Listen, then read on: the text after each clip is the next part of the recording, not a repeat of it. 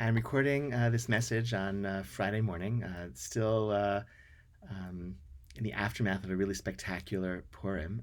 Just a few disparate reactions I want to share with you from Purim. One, we received a just beautiful, beautiful, touching note from a former member of the shul who joined our Megillah readings over Zoom this year, and she was so grateful that our shul made that option available for people with medically not able to or not recommended for her to gather in public in large numbers. And she appreciated that our shul made that accommodation and included her in our celebration of Purim. And that was really very sweet to hear and very encouraging to hear. And we also were able to celebrate with many hundreds of people who were able to gather in person. And people shared with me that it felt a little bit like a reunion to see so many friends that they had not seen in person for many months or even years. And that's just very, very special. And I just want to encourage everyone to take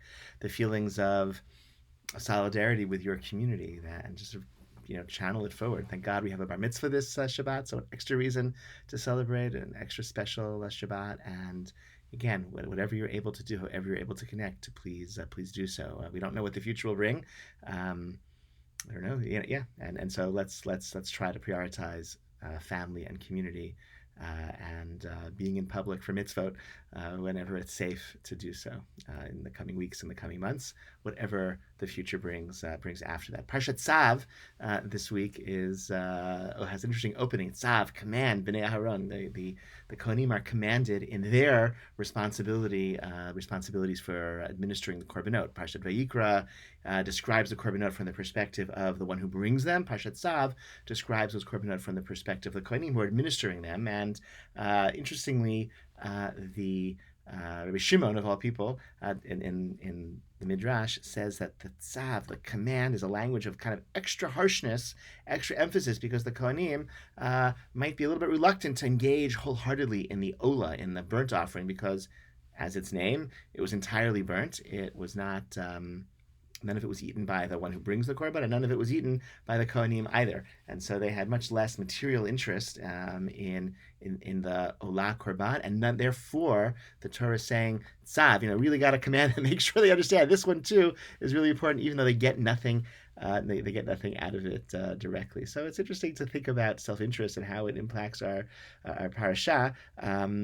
Noticing this theme, my teacher, Rabbi Dov Linzer, years ago noticed that, commented on the shift in order in which the korbanot are presented in Parashat Tzav compared to how they're presented in Parashat Vayikra, to emphasize the Kohanim's material interest in the various korbanot, from the Olah to the Shlamim, and which portions of the korban they got to eat themselves. It seems the Torah is aware of self-interest and how self-interest impacts our relationship to mitzvot, and in some cases endorses and acknowledges that self-interest, but other places, where with beyond certain parameters, comes in and reinforces the need to be faithful to our mitzvah responsibilities, even when they contrast with our narrow self-interest.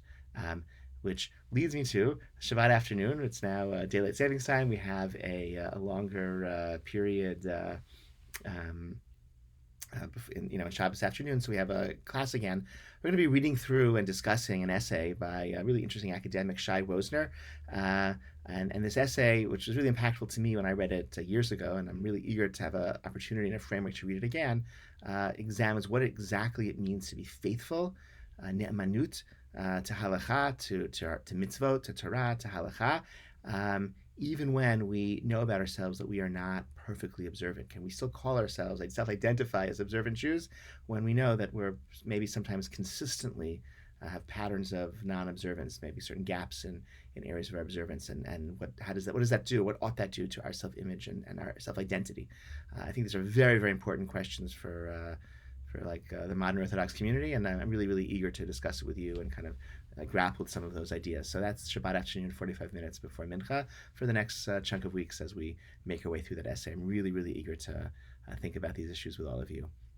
Wish you all a Shabbat Shalom. Happy Shushan Purim. Looking forward to seeing you and hearing from you soon.